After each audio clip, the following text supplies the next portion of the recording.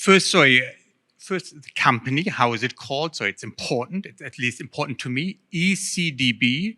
And if you cannot remember, it's very easy. It's basically the abbreviation for e-commerce database. Now, you will see in a couple of minutes, I'm really into data. That's my life. I started 18 years ago a company called Statista and worked for it and grew the company. And I hadn't had enough with data, so I started a new company, ECDB, and it's all about data. Now, why am I here? Because I want actually 3 things to bring you. First of all, after the 30 minutes, I want that you have a very, very good feeling about the e-commerce market, the size, the developments, that you really know it. There will be 2, 3 numbers when you leave this floor, you will know by heart. Second, I want to be a little bit inspirational and give you ideas what you can do next, especially where you can go, because we will talk a lot about other countries. And third, I want that you save time. Why? Because you probably all prepare presentations. And whenever you prepare presentations, at the very beginning, there are always these 2, 3 slides where you talk about markets. And you get this all for free now, because at the very end, there's a QR code, and then you have the entire presentation. Now, let's start. I spoke about the company. And listen, I don't want to say too much, but there's one thing which is important, and that is, why can you believe these numbers and the data more than others? Because you see so many other predictions, etc., etc. Why could we be a little bit better than the others? Well, there's an easy answer to this. There's basically 3 ways in order to do all the forecasts and explanations. Way number 1 is you ask either consumers or you ask stores, and they should tell you about what they're planning, what they're doing. And that's not bad. Way number 2 is you're an analyst. You really know your market, and then you do certain assumptions. The GDP is growing that much, etc., etc. Well, what we do is totally different. We buy billions of transactions, credit card transactions, debit card transactions, bank transactions, everywhere. You go to bike24.de and you buy something, that is a transaction we take. And we basically analyze these billions of transactions every day in order to say how large are companies, markets, etc. And therefore, we believe we are a little bit better than the others, of course. Sorry for that. Now, where are we heading for? There's 3 major topics. First, I would like to talk about the overall global market. Then I would like to go into the German market a little bit, because I believe some of you are more closer to the German market. And third of all, I have something which I love, and did I mention I love data? There's something which I call the e-commerce revenue equation, and you will see extremely detailed data for 2 companies, and they haven't given us the data, but just to see what you can do with transaction data. Now, if there's any questions, I cannot see you properly because there's so much light, but please ask either now or later. The global market. You see these charts. They're fine, they go up. What should you remember, and what is actually the news? Number 1, how large is the physical e-commerce market? That is something you should remember. $5 trillion US dollars. And that, to simplify, is roughly the GDP of Germany. The good news is, contrary to the GDP of Germany, you see their growth. And you see it in the future. And actually what the really good news is, and let's see if the pointer is working, and the pointer is not working, old technology, what you see there is actually the growth is increasing. And that is really fantastic news, because we all know after COVID, we were all desperate. It's like, gosh, are we lost? Are we an industry which is not growing anymore? Where are we going? And then you saw, there's a little bit of hope. And then last year, there was a little bit of more hope. And what I want to say, and I think that is the good news, 2025 is even more hope.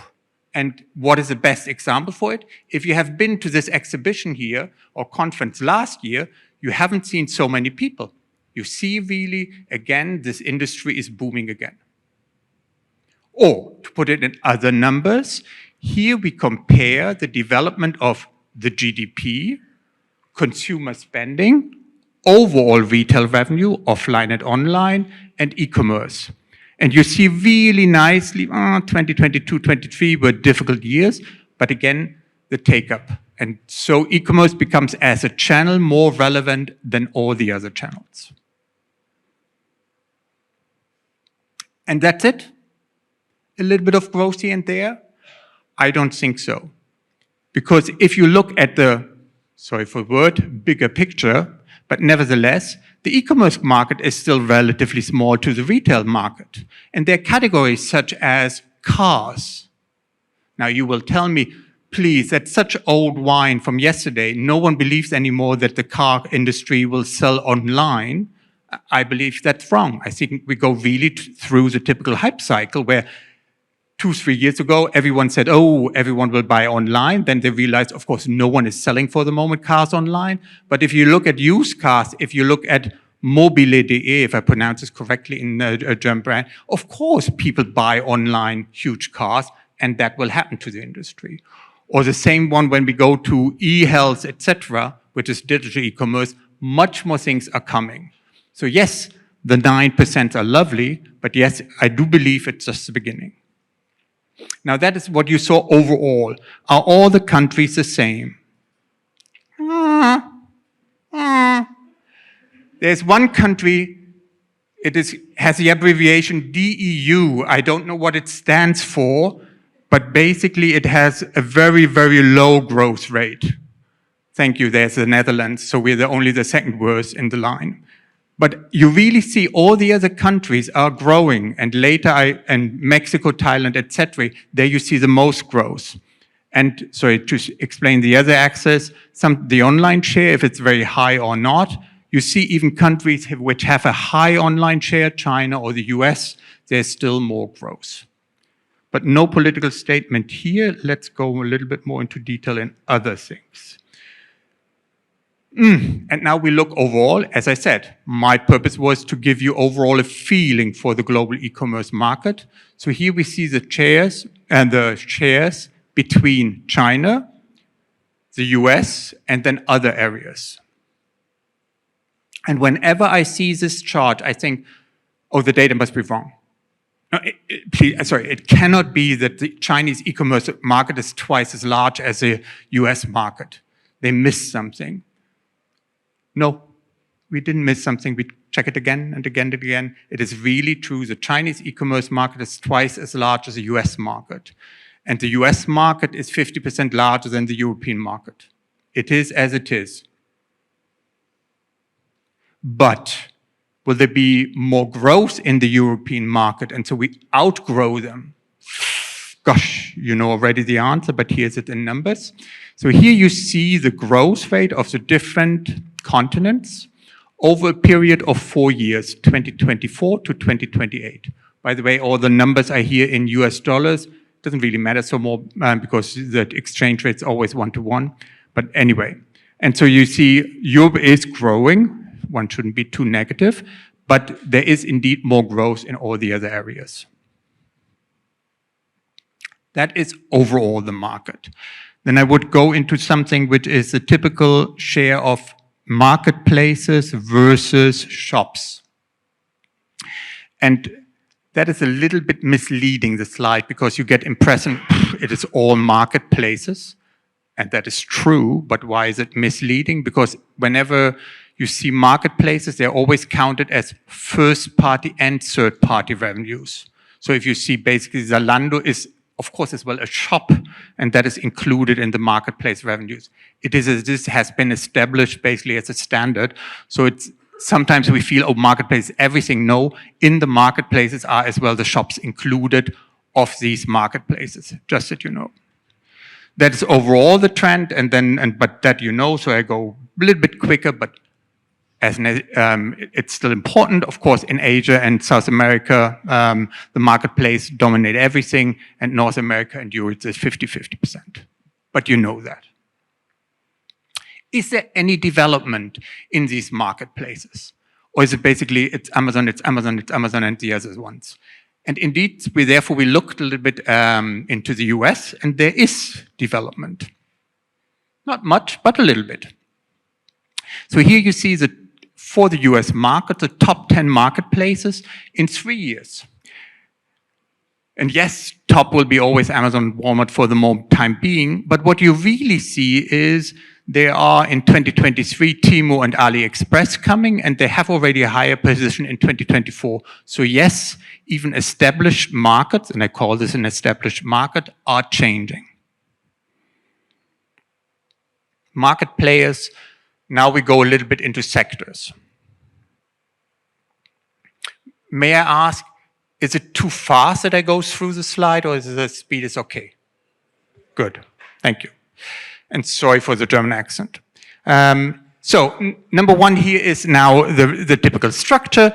That is what you have seen, and that is very stable. We go in detail, and it's not for all the countries the same structure. So largest market is always a fashion market, then it comes electronics, then it comes to hobby and leisure, then it comes to groceries, etc. By the way, a question before, can you answer yourself? Do you think in Germany we have the same structure, or with all the prejudices you have about the German market, is there one sector larger? Answer this for yourself, because in 3 slides we go to the question, is there one sector which is larger here in Germany?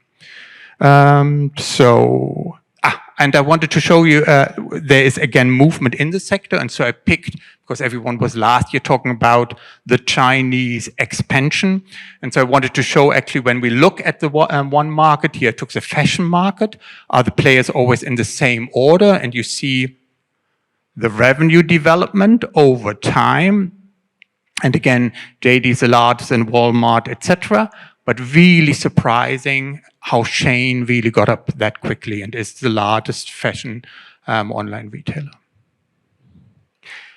Now, before you saw the structure, now let's go a little bit into 3 different countries.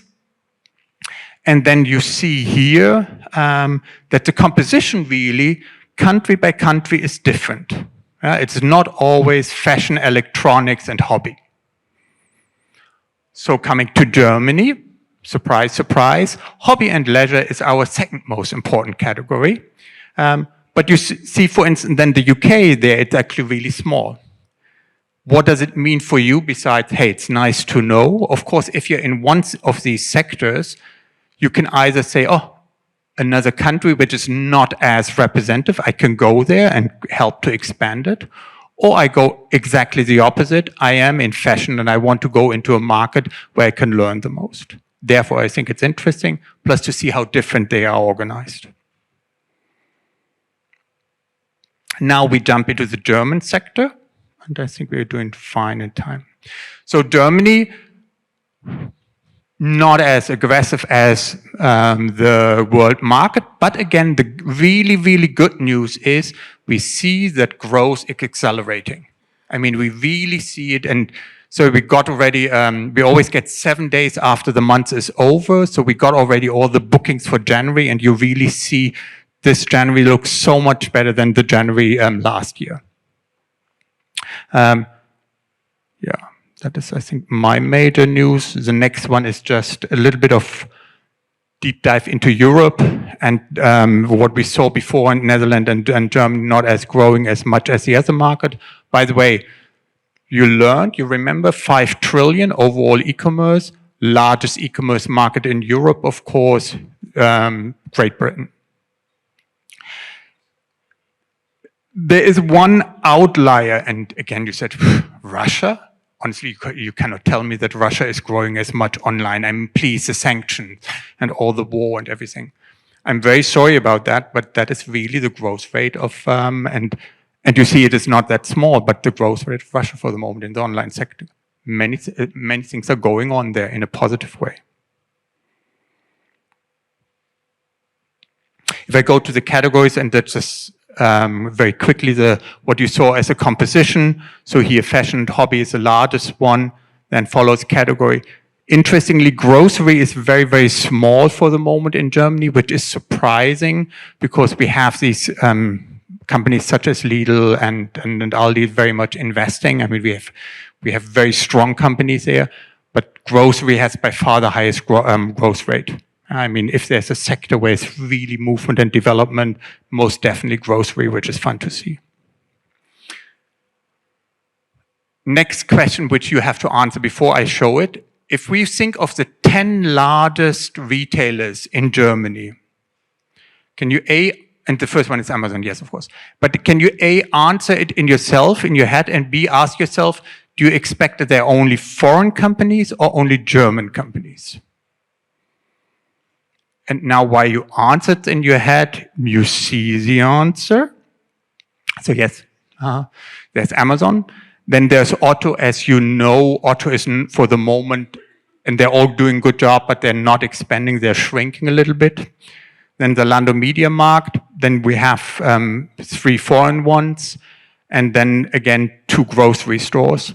So overall, we have 4 which are non-Germans and 6 which are Germans. And I didn't really know, is it only 4 or already 4?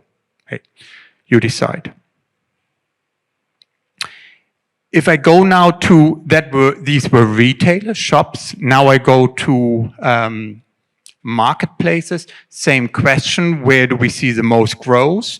Not surprising, Temu and AliExpress, but we have others. Even we have Vinted FR is very strong in Germany.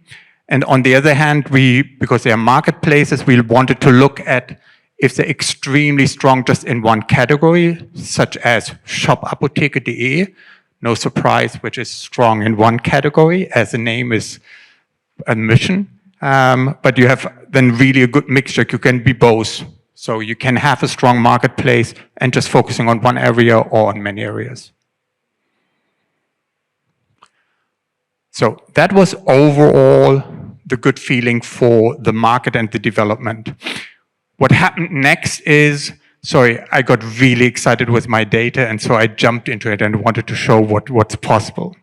And as someone who is in data, I needed an equation. We call it the e-commerce revenue equation. It's actually much easier than it looks. Revenue of any retail store basically is AOV after return multiplied by 1 minus return, because I take the return out, and that's overall the net AOV. And the net AOV I multiply with transactions, and of course transactions is, I have so many buyers and so many buy-in frequency that together brings me the transaction. Thank you very much. A little bit of math. Why is it useful? I show you, and that shows you actually answer how your operational policies can change so much. So we did this equation for comparison for Zalando and About You, and you of course know that they're about to merge or whatever the appropriate description is. And here you see the numbers for the revenue equation. And we go deeper. That's just the beginning. Sorry, I got a bit seduced. Interestingly, if we look, what you see is Zalando DE. We're only looking for Germany now. Revenue in 2024 US dollars, everything, is 3 times as large as About You. How come? You can see? The average order value, actually, they look pretty similar. Actually, About You is much larger. But you see the return rate. That's incredible, how different they are. And you will see the development in a second. And you multiply this with a buy-in frequency. And again, they both have roughly the same amount of buyers, but it's shocking how active one group is and contrary to the other. And that really explains a little bit what happened.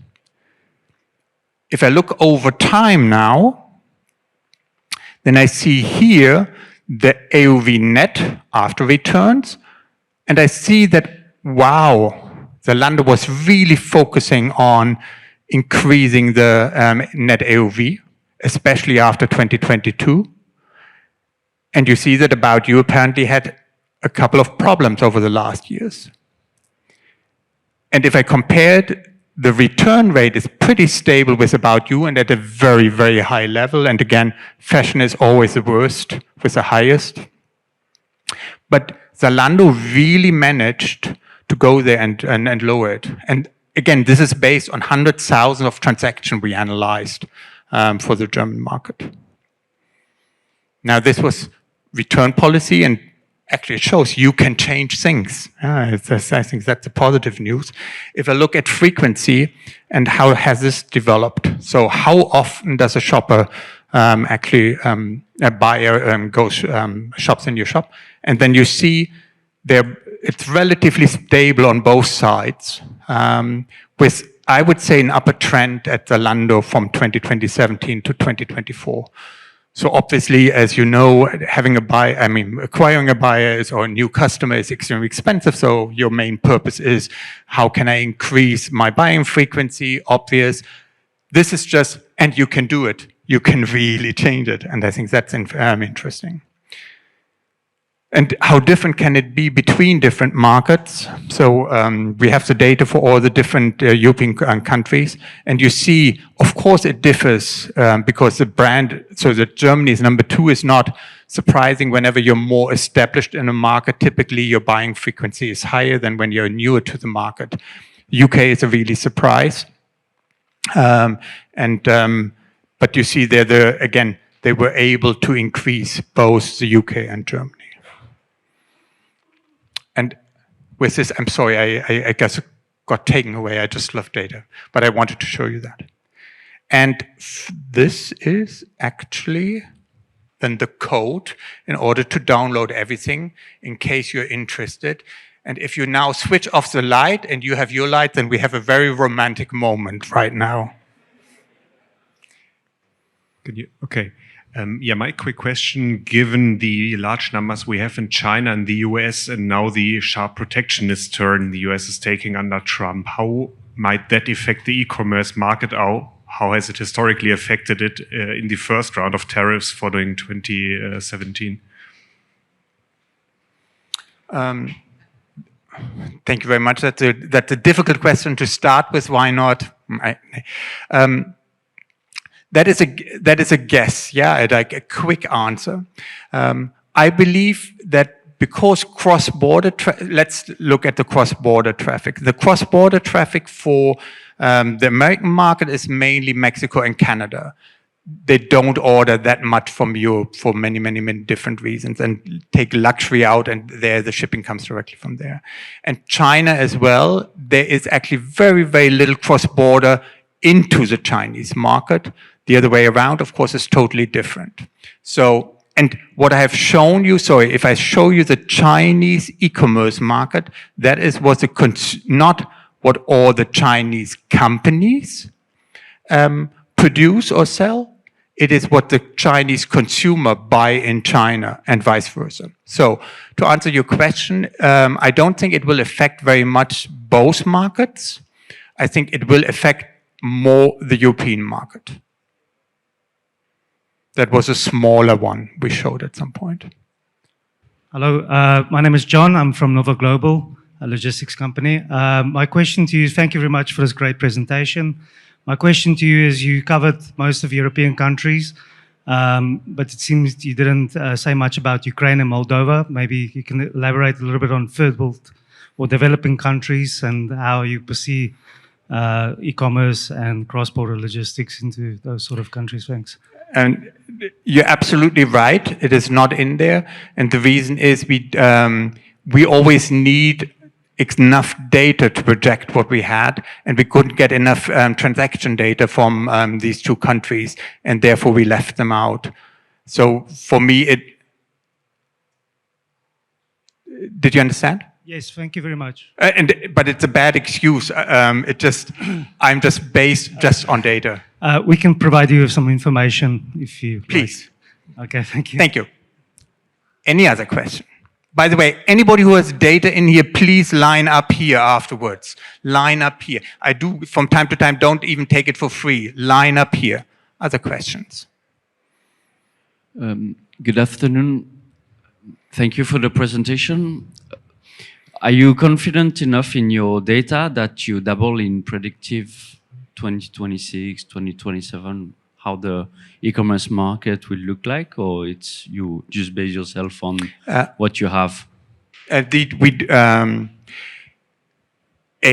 I confident in my data? And sorry, there was a little bit modest probably at the beginning. Yes, yes, yes. Second, am I extremely confident about what happened this year? Because that's easier, because I see already data coming in 100%. We do project and publish always long-term projections. And so it's on the website, etc. And by the name was, if I remember correctly, ECDB, I believe, e-commerce database. There you see the long-term projections, the usual. The trend is indeed the same, and we have long-term growth trend over there. Is it as reliable as the one for 2025? No, the usual trend. Hi, I work at an online pharmacy, Shop Yeah. and I'd like to know if you have any insight regarding the health sector. That is so huge, and we have exactly 2 minutes, I'm told.